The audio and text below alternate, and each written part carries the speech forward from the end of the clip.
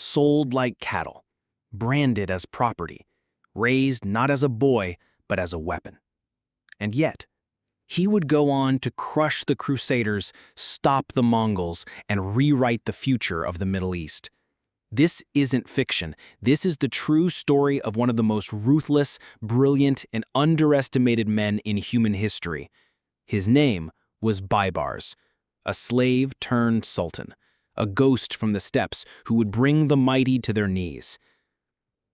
While kings trembled behind palace walls, while emperors prayed to survive the Mongol storm, Baibars rode straight into the fire and emerged victorious. He didn't just defend Egypt, he didn't just defeat his enemies, he became a symbol of revenge, a shadow that haunted both West and East. You think you know history, think again, because this is the story they don't teach in schools. Welcome to the saga of Baibars, the slave who shattered empires. He wasn't born into royalty. He wasn't born a warrior. He was born a target. Somewhere on the vast Eurasian steppes, modern-day Kazakhstan or southern Russia, a boy from the Kipchak Turkic tribes was captured during a Mongol raid, torn from his family, shackled, and sold like livestock in a slave market. His future?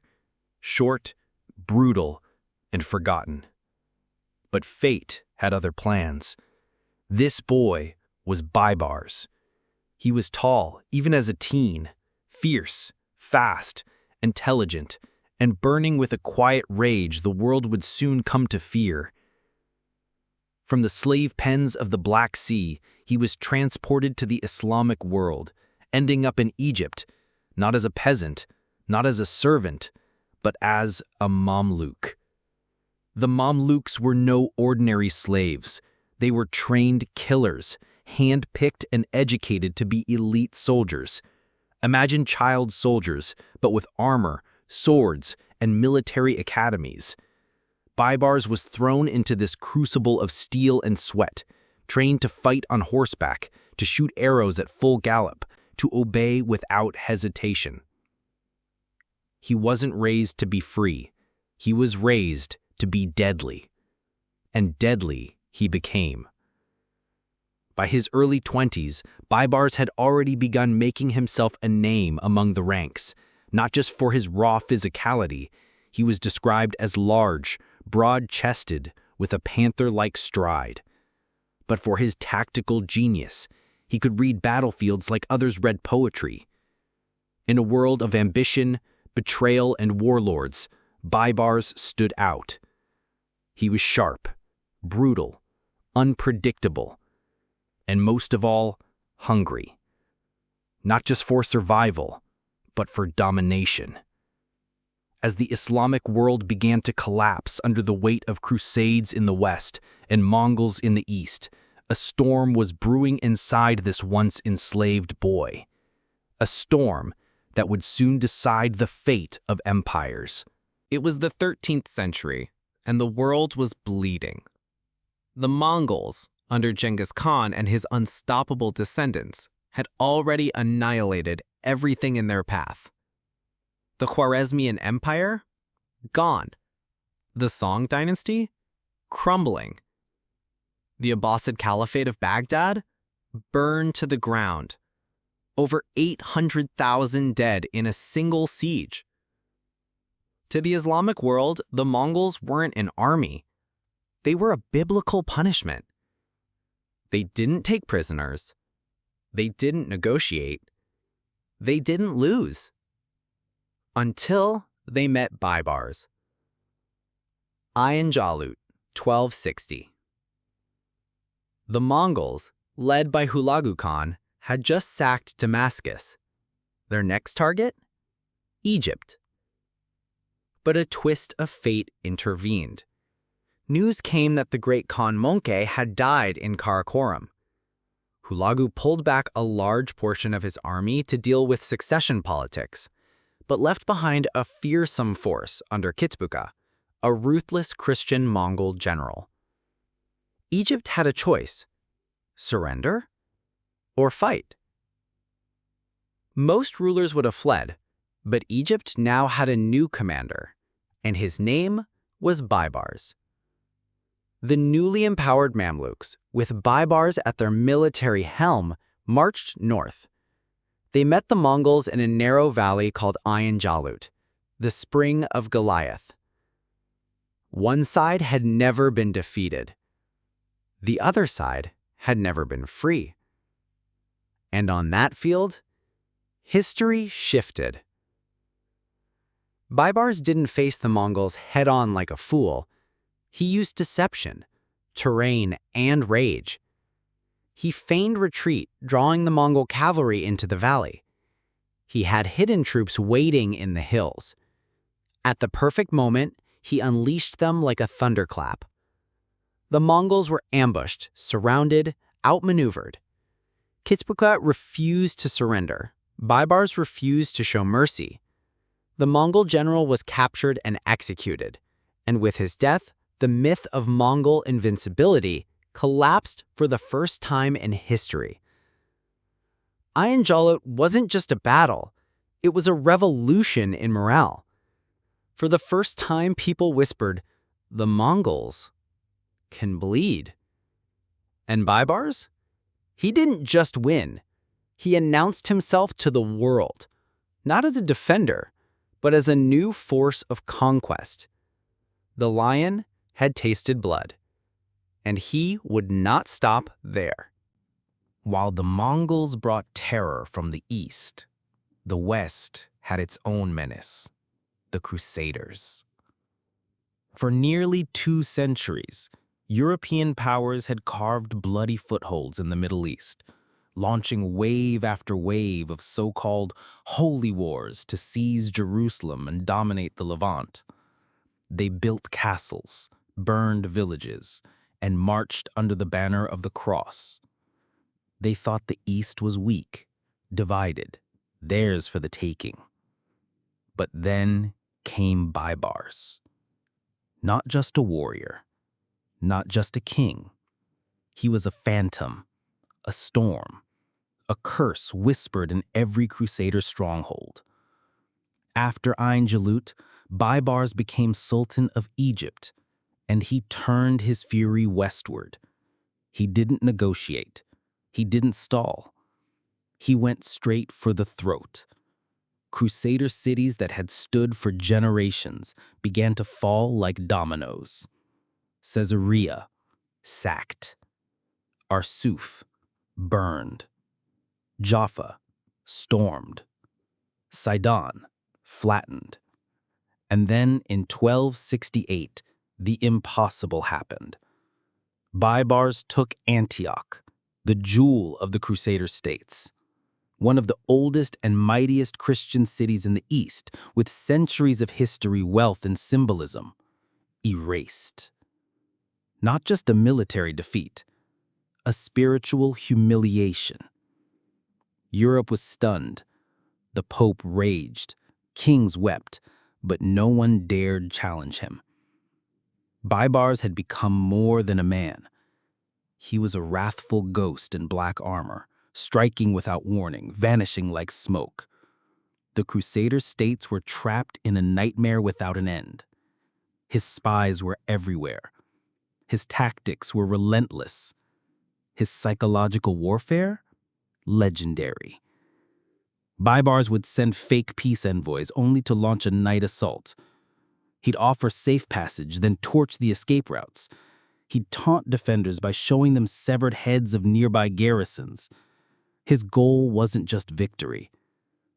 His goal was obliteration. Castles were abandoned. Knights refused to leave their chambers. Even the mighty Hospitallers and Templars started to break. The message was clear. This is our land. You will not reclaim it. And if you try, I'll bury you beneath it. By the end of his campaigns, Baibars had reversed nearly 2 centuries of Crusader conquest, city by city, stone by stone. He didn't just defend Islam, he reclaimed it. The Holy Land, soaked in blood and prophecy, had a new master, a former slave with a lion's heart and a warlord's fury. Baibars didn't need to swing a sword to win wars. He could bleed empires without drawing blood. He was more than a warrior. He was a psychological weapon.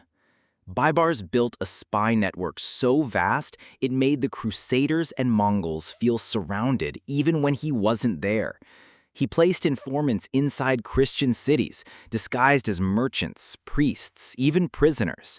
He infiltrated Mongol supply lines, bribed tribal chiefs, and turned generals into double agents. He wasn't just fighting armies, he was rewiring reality. And it worked. Commanders no longer trusted their own men. Fortresses fell without a siege. Knights woke up screaming from dreams of Baibars' shadow. Deception was his sharpest blade. He sent fake letters, allegedly written by Mongol commanders, to sow distrust. He forged messages between Crusader lords, causing infighting and betrayal. He even pretended to accept peace talks, only to strike when the gates opened. One of his favorite tactics? Promise mercy, then unleash horror. Entire garrisons surrendered, expecting safety, only to be massacred as a warning to others. Baibars understood the power of symbolism. He publicly executed key enemies to send shockwaves across continents. He paraded captured Crusaders through Cairo. He commissioned poets and scholars to immortalize his victories, turning his image into myth even while he was alive. He wasn't just winning battles, he was branding terror. To his enemies, he became a phantom, a lion cloaked in darkness, a ruler who could outthink a Crusader knight and outdirty a Mongol warlord. What made Baibars so dangerous wasn't just his sword, it was his intellect. He was fluent in multiple languages, including Arabic, Turkish, and Mongolian. He had a photographic memory for maps and terrain, and he had the uncanny ability to read his enemies like books left open. No ruler of his time combined strategy, brutality, and psychology quite like Baibars. He made his enemies paranoid. He made his people loyal.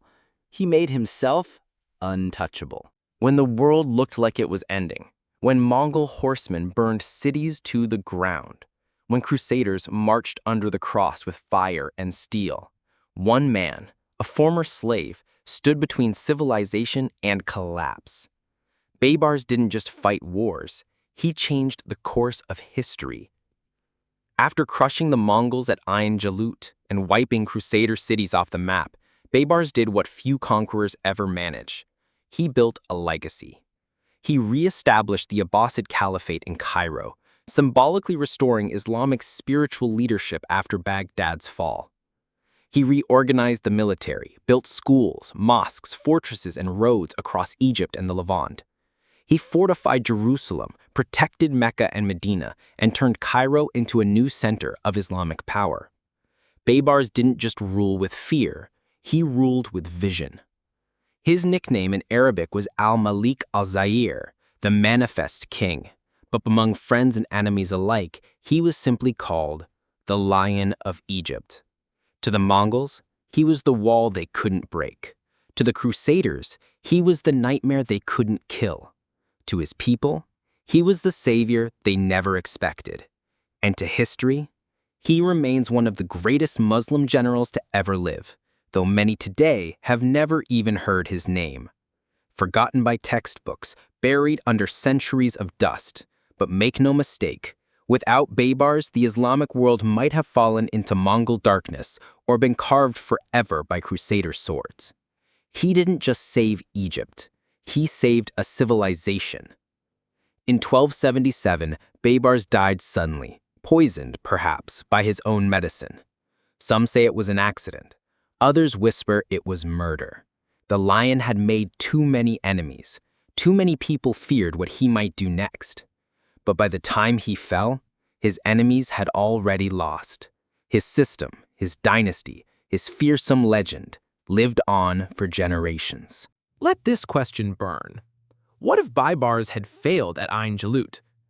Would the Mongols have marched into Egypt, across Africa, into Mecca, Europe again? The world as we know it might have collapsed. But because one man stood tall, because one former slave refused to kneel, history bent in a different direction. If this tale gave you chills, there's more where that came from.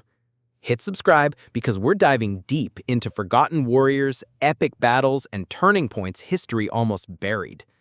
Leave a comment. Would Baibars survive in today's world, or was he a product of chaos that no longer exists? Don't forget to ring the bell. Next time, we meet the assassin who almost killed Genghis Khan.